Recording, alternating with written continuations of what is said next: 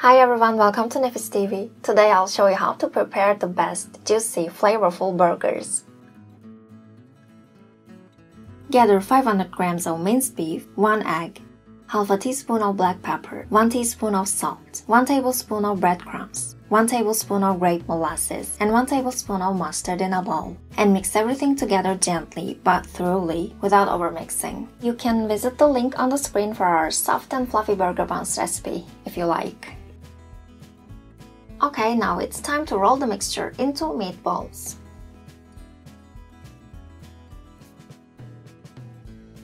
Cook the meatballs, turning frequently to brown on all sides in a preheated nonstick skillet or grill pan. You can prepare 6 meatballs with these ingredients.